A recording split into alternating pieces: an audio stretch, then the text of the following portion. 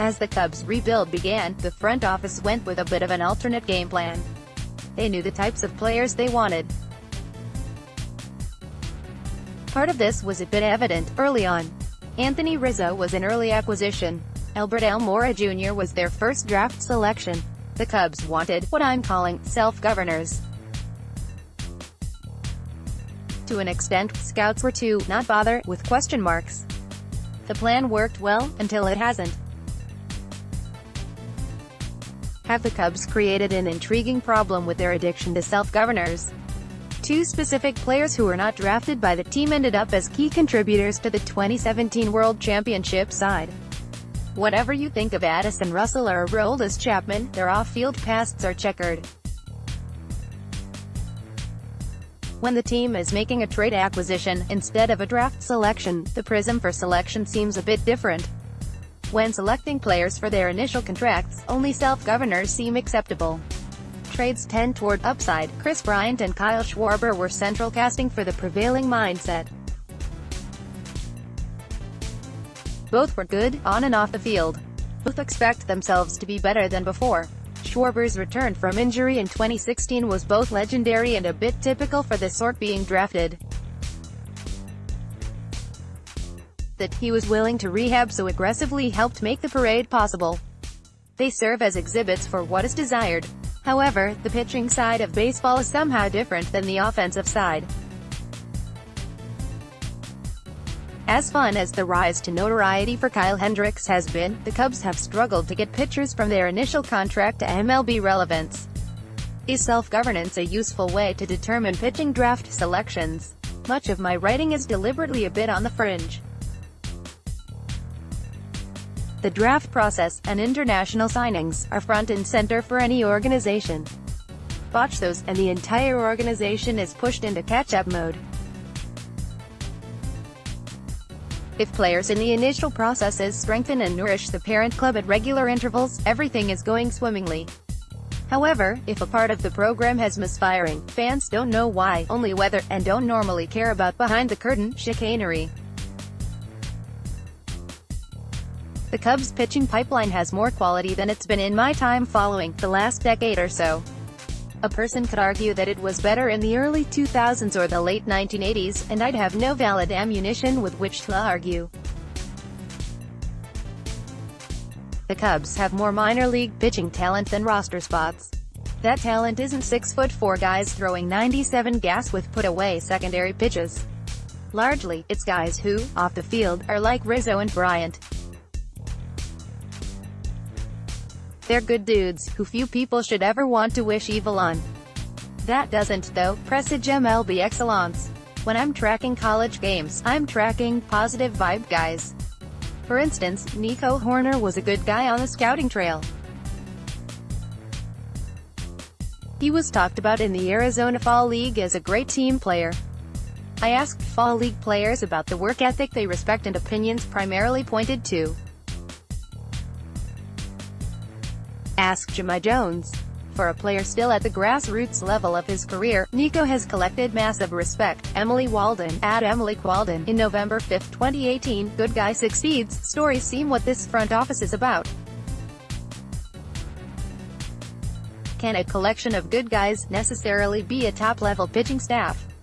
It worked in 2017, with John Lester, Kyle Hendricks, and Jake Arrieta heading the ticket. Splash in some, you go, we go, from Dexter Fowler, and it was fantastic. From late in the first round, can that be replicated? It's getting more obvious that free agency isn't any more useful under Epstein than much of anyone else. The reality is, so far, the Cubs' method of selecting high-quality arms in the draft has lagged a bit, for whatever reasons. If current upper minors pitching options like Keegan Thompson, Michael Rucker, and so many others shine this year, this could be much ado about nothing. Perhaps drafting quality people can translate into a useful MLB pitching staff. Until such point as it produces, the jury remains very much out. Which brings us to today, in early April 2019. The Cubs are unlikely to make any major alterations to the roster. Like it or not, budgetary limits are in place, and have hamstrung the team this season. number of big money deals haven't produced yet, and might not. The do something, anything crowd will likely be upset, at least until the 2019 expiring contracts lapse. That seems reality. 2. Fix anything this season is internal. Teams are locking down their top-end talent, as players, rightfully, are skeptical about free agency. The fixes would seem to need to be internal sources. Can the current AAA arms be trusted? Will they be adequately replaced from AA, or elsewhere, when the time comes? More and more, though, the initial contract phase is both unknown and essential. If the Cubs can't locate a second or third starter in free agency, the options to acquire become trades or the draft, international portals. The Cubs have about as few top-end pieces required in high-end acquisitions as any organization, but most of those available will run through a fence for a coach. At best, initial contracts take years to produce success.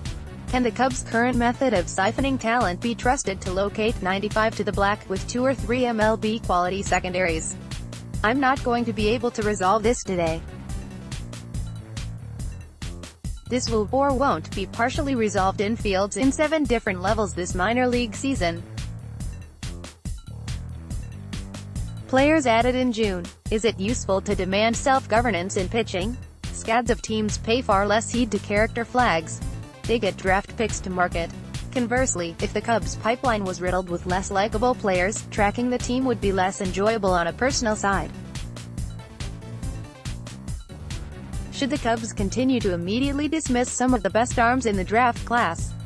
Just because a player isn't Rizzo Jr. off the field doesn't mean he'd be a distraction. Should they continue to prioritize hitters, who can be more easily, safely molded into MLB talent?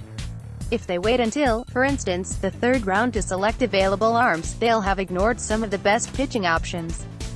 If they leap pitching early, an injury or standard misfire rate costs a quality bet that could have been safely chosen.